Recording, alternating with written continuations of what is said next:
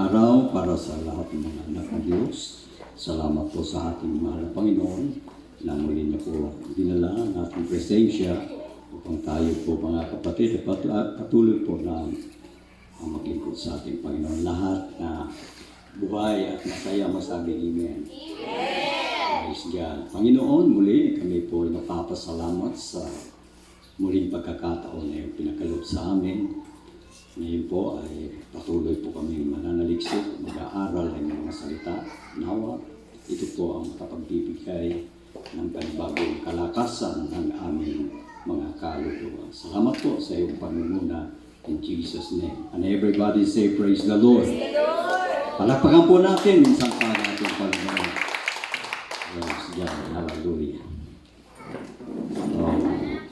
Salamat po sa ating buhay na Diyos dahil naging matagumpay po mga kapatid ang aming ministerial fasting sa Camp Mariano noong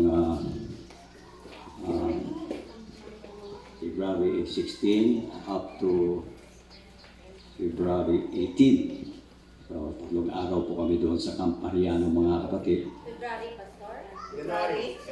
January. January 16 up to January 18. Doon po kami sa Camp Mariano. So almost siguro mga 300, kulang-kulang 300 kami. At sa darating naman na February 14, yun naman ang schedule for General Conference sa Legazpi City.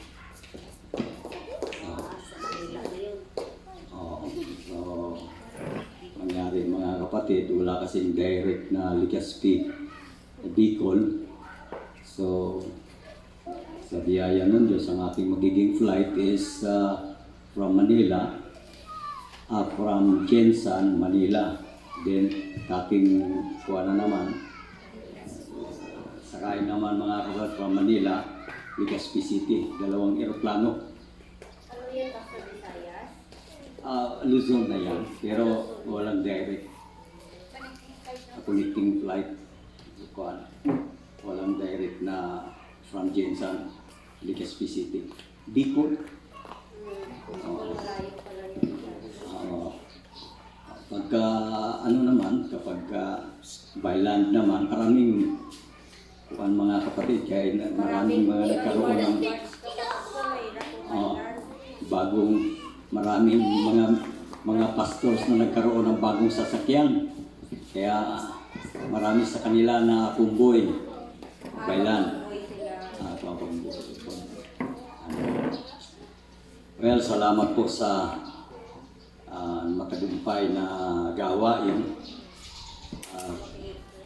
Ako'y naniniwala mga kapatid na mayroon pong resulta at gagawin ng Panginoon sa mga sacrifices ng mga pastor. Dahil hindi po madali mga kapatid na iwanan po pansamantala ang pagkain. Amen. Dahil kahit bagoong lang yan kapag ikaw nagpa-fasting, nag-aayuno, palagay mo napakasarap. Hallelujah. Kaya tingnan nyo hindi lang tayo makakain ng ilang araw. Talagang yung cravings natin sa pagkain, grabe yung desire natin. Kumusta kaya pag hindi na natin pakakainin yung ating kaluluwa, no? Parang wala. Pagka wala tayong talagang connection sa Panginoon, parang hindi natin nararamdaman, akala natin okay lang. Halimbawa lang yan mga kapatid pa, na pag mag-fast ka, hindi ka kumain ng pagkain material, talagang grabe yung desire mo sa pagkain. Kaya nga, kailangan din na sa atin, hindi lang pag Sunday mga kapatid, napapakinggan natin kung nag-aaral tayo ng mga salita ng Diyos, kundi maging sa bahay natin, meron po tayong kalayaang magbasa dahil pag nagbasa po tayo, isa na rin yung paraan para mapapakain ang ating kaluluwa. Amen. Hallelujah. Kasi tingnan nyo, gutom na gutom yung physical, ilang araw lang. Yung mga kaluluwa natin mga kapatid, pag hindi na ito makapakain, kaya mainitin ang ulo, madaling natutokso, madaling nagagapi ng kaaway, dahil mahina. Well, yan pa man mga kapatid, pupunta po tayo sa isang maikling pag-aaral. Ang mga ating po pag-aaralan mga kapatid ay how to increase our faith. Maganda yan para tayo po ay meron pong kalakasan at kapangyarihan para harapin ang mga pagsubok, harapin si Satanas, ang kanyang mga pakana, lalang, kasi si Satanas ay tuso, wala po siyang ibang hangarin sa ating mga kaluluwa kundi gapiin at ipahamak. Pero dahil po sa pananampalataya mga kapatid, ito po ang ating weapon para mapagtagumpayan po natin ang pakikipagbaka, pakikipaglaban sa spiritual. Paano po tayo mga kapatid lumago at umangat po ang ating pananampalataya? Number 1, basahin po natin sa Romans chapter 10 verse 17. By hearing the word of God. Kaya kung nais po natin mga kapatid na lumago po tayo sa pananampalataya, kailangan po na patuloy po nating pakikinggan ang mga salita ng Diyos. Pakibasa po, Romans chapter 10 verse 17. Kaya nga ang paniniwala ay nanggagaling sa pakikinig at ang pakikinig ay sa pamamagitan ng salita ni Kristo. Ayan po, ang paniniwala nanggagaling. Kaya kung lagi po tayong nakikinig sa mga salita ng Diyos mga kapatid, ang ating pananampalataya ay lalago. Lalakas po mga kapatid ang ating pananampalataya dahil nakakakain po ang ating mga kaluluwa. Amen? Katulad ng pagkain physical material mga kapatid, kapag kumain po tayo ng mga masustansyang pagkain, talagang nararamdaman po natin ang sigla dahil sa mga nutrients na nakukuha po natin sa ating mga kinakain mga kapatid. Kaya kung gusto po tayong lumago ang ating pananampalataya, kailangan po patuloy po nating pakikinggan ang mga salita ng Diyos because God's Word is a builder of faith. It is the food of faith. The more God's Word you hear, the stronger your faith will become. Kaya, kailangan patuloy po tayong makikinig at yung ating pong mga banal na kasulatan mga kapatid, kailangan magkaroon din po tayo ng schedule, mag-allocate po tayo ng panahon sa mga kapatid para sa mga salita ng Diyos upang lumago ang ating pananampalataya. Number 2, Luke chapter 17 verse 5.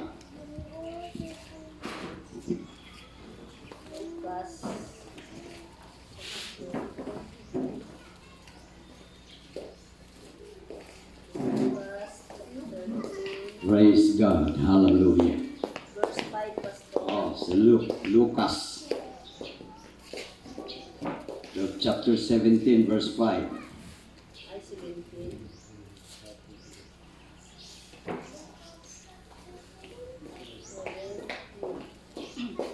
Sinabi ng mga apostol sa Panginoon, dagdagan po ninyo ang aming pananalig sa Diyos. Amen. Ayan. Pananalig o pananampalataya sa ibang translation o version ng Biblia. Yan po ay pananalig. Pero sa King James mga kapatid, pananampalataya. Hallelujah. So yun po, pakiusap, request ng mga alagad ng ating Panginoon. Humiling po sila na dagdagan ang kanilang pananampalataya. Kaya ang pangalawang paraan para lumago po tayo at lumakas lalo ang ating pananampalataya, mga kapatid, ay sa pamamagitan ng pananalangin. Everybody say praise the Lord. Praise the Lord. Hallelujah. Amen. Kaya yan po ang hiniling ng mga alagad ng Panginoon na dagdagan po ang kanilang pananampalataya. Only God can create or give faith because He is the author and the finisher of our faith. In fact, He gives every man the measure of faith. Basahin natin, mga kapatid, ang Romans chapter 12 verse 3.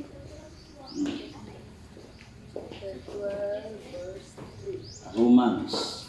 Sapagkat sinasabi ko sa pamamagitan ng biyaya na sa akin ay ibinigay sa bawat tao sa inyo, na huwag mag-isip sa kanyang sarili ng totoong matayog kaysa nararapat niyang isipin, kundi mag-isip na may kahinahunan ayon sa kasukatan ng pananampalataya Yan. na ibinahagi ng Diyos. Amen. Praise God. May pinagkaloob po ang ating Panginoon. Hindi po pari-pareha o pantay-pantay ang sukat ng ating pananampalataya.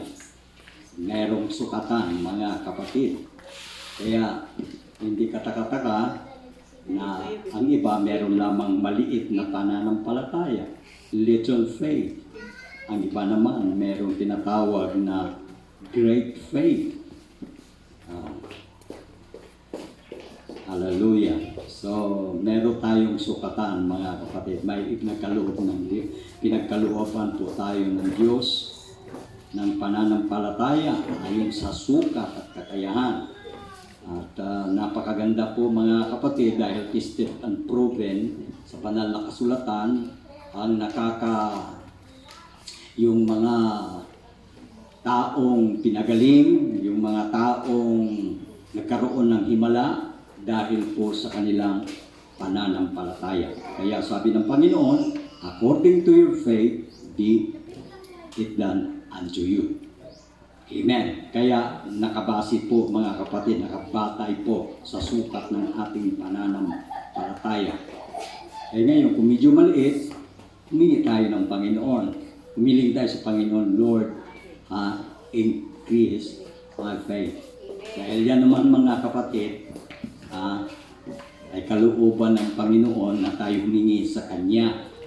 Kaya nga sabi nga sa James chapter 1 verse 5, if any of you lack wisdom, let him ask of God, that giveth to all men liberally and upbraideth not.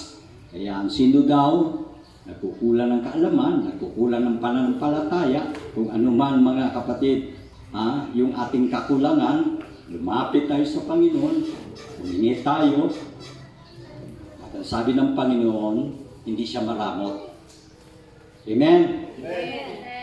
Hindi siya maramot, mga kapatid. Siya po ay nagbibigay ng sagana. Praise God. Pangatlo, para lumago at lumakas ang ating pananampalataya, kailangan din po natin ng fasting, pag-aayuno. Tingnan yung mga kapatid, ang mga Muslim, talagang hindi natin basta-basta hindi natitinag ang kanilang pananampalataya. Dahil yearly, mayroon silang Ramadan, isang buwan. Sa fasting, mga depende. Depende kung pila ka adlaw or Ano lang, halimbawa, gusto mo isang araw, 2 araw, 3 araw, Sa banal na kasulatan mga kapatid, yung example na ibinigay ng Panginoon, di ba bago siya nag-start sa ministry, nag-fast siya ng 40 days. Si Moses nag-fast din ng 40 days. May isang buwan. So ang sa mga Muslim naman, isang buwan, ano? Pero pagkagabi, kain.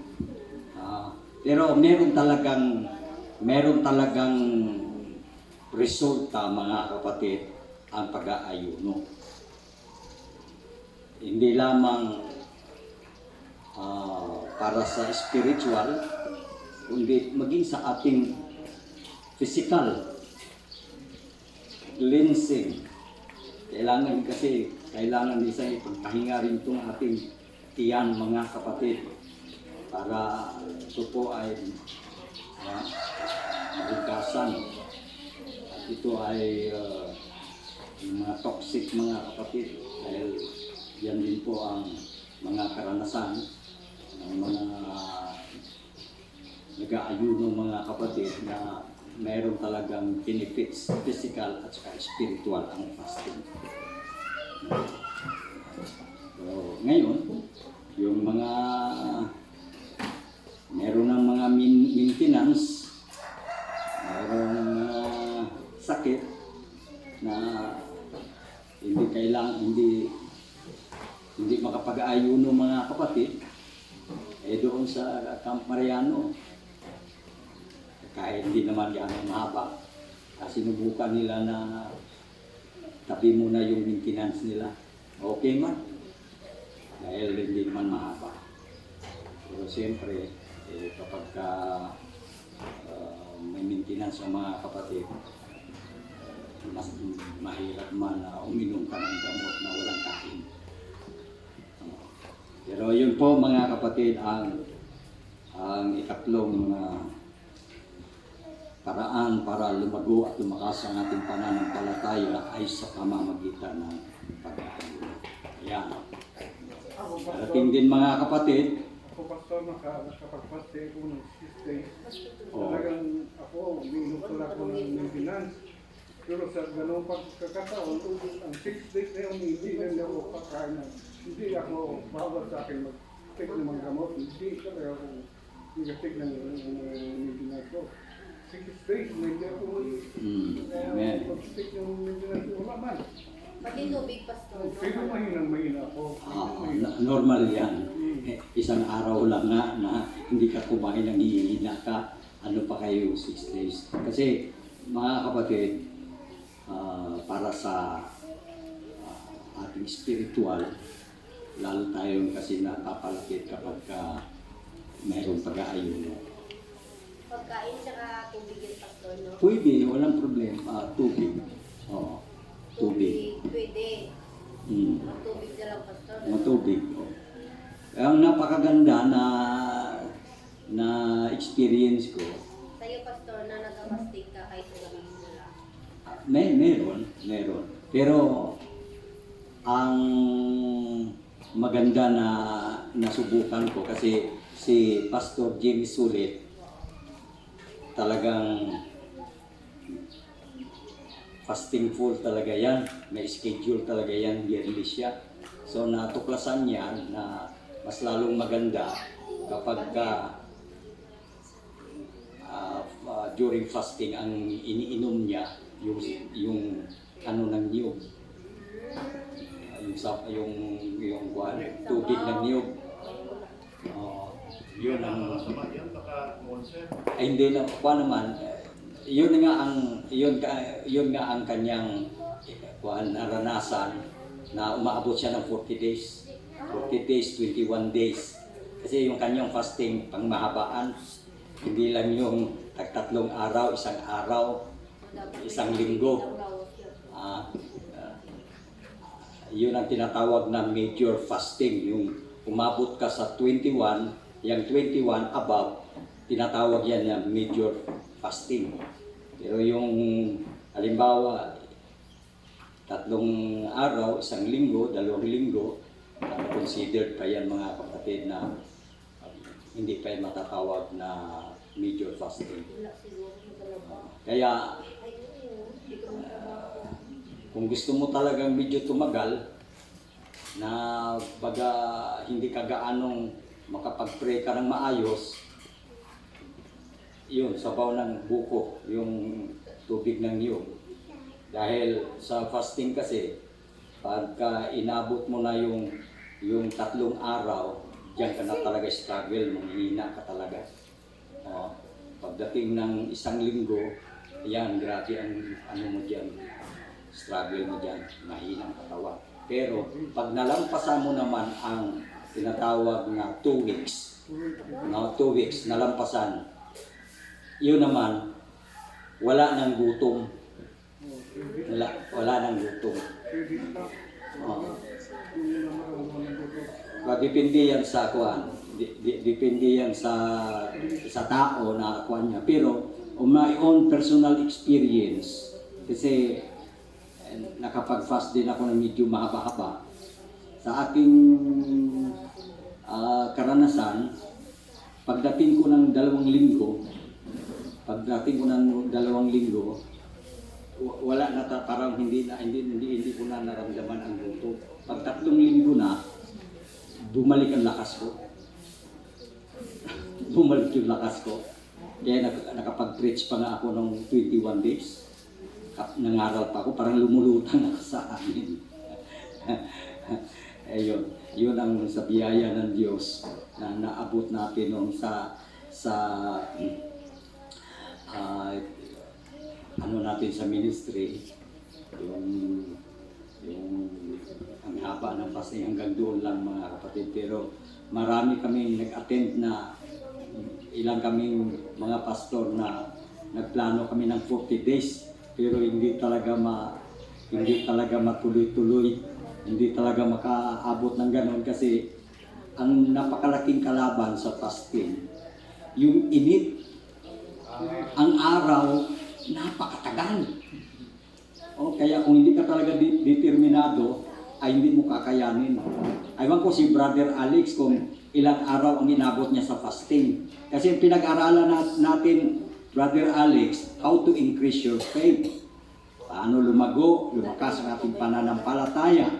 So, by hearing the Word of God, by prayer, at pangatlong paraan ay fasting. Fasting.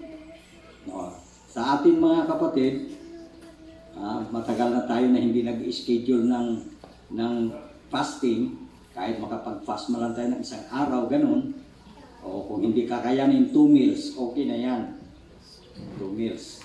Nagagawa namin yan nung kay Pastor Oriana Pastor. One day na, hindi kayo mag-fasting. Pero pag preach kakain, sabi ko, ano man yan, fasting, good for one day sana yan.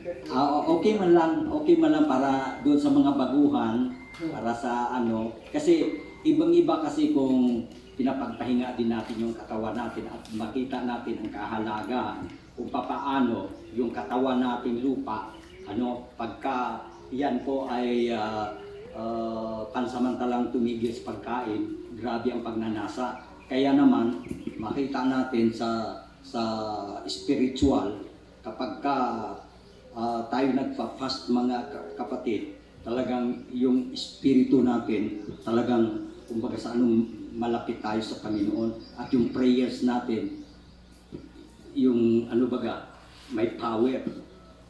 Ayan, kasi ang ating laman, mga kapag ito ay ating sinukil, dinisiplina natin ito, naging spiritually minded tayo. Kasi kung hindi ito disiplinahin, karnal mga kapatid, ang daming mga pumapasok sa ating kaisipan. Pero pag nag-fast ka, yan ang advantage. Kasi yung kaisipan mo, hindi mo gaanong, hindi ka napofocus mga kapatid sa sanglibutan ito, lang nakapokus na sa Panginoon. Kaya, biyaya ng Diyos, darating din ang araw mga kapatid na kailangan din na schedule tayo ng fasting. Ito talaga ang halimbawa na iniwan ng mga ninuno natin sa pananampalataya. Ang mga apostol, may regularly fasting and prayer talaga sila. Sila kasi ang pattern. Kaya dapat sumunod din tayo mga kapatid. Amen. Last, number 4, hearing testimonies. Basahin natin ang Acts chapter 9. Acts chapter 9 verses 36 to 42. Amen. Kaya napakaganda rin po kasi 36. sige, basahin muna natin. Yan ang panghuli. 36. Ngayon ay may isang alagad sa Yupil na nangangalang Tabita na ang kahulugay Dorcas. Ang babaeng ito'y puspos ng mabubuting gawa at ng pagkaawang gawa na kanyang ginagawa. At nangyari ng mga araw na yaoy na siya'y nagkasakit at namatay. At nang siya'y mahugasan na nila, ay kanilang ibinurong siya sa isang silid sa itaas.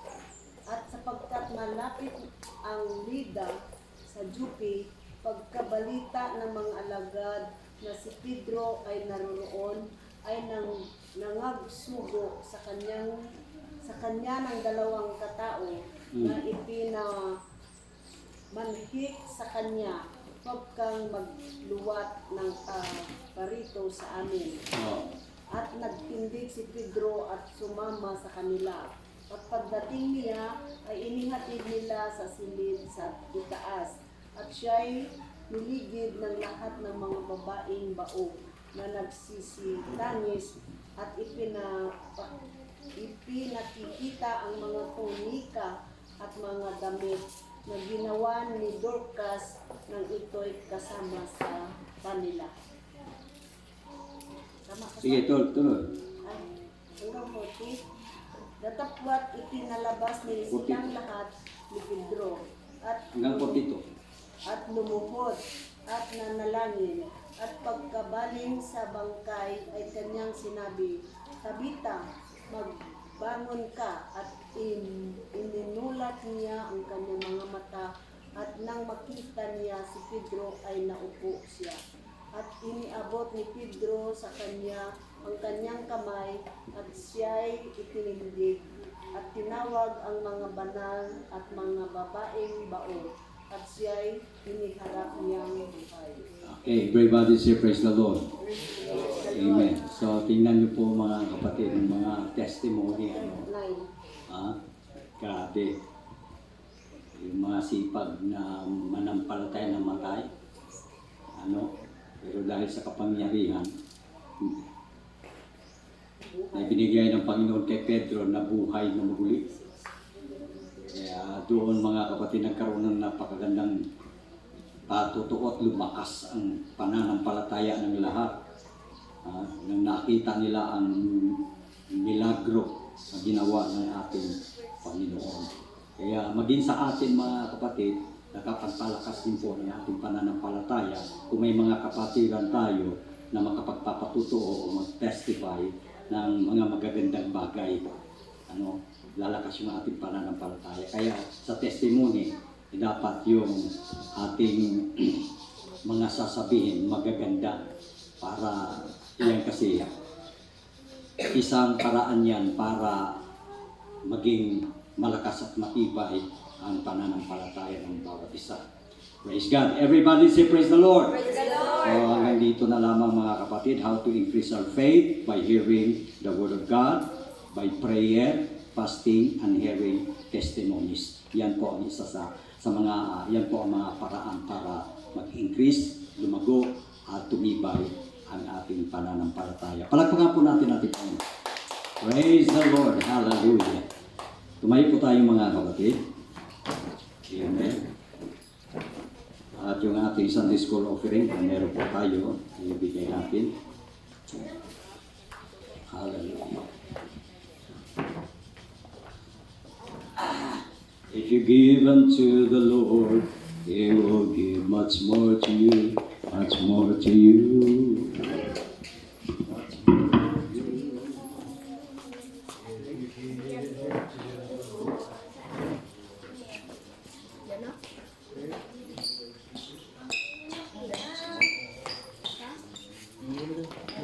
Praise God.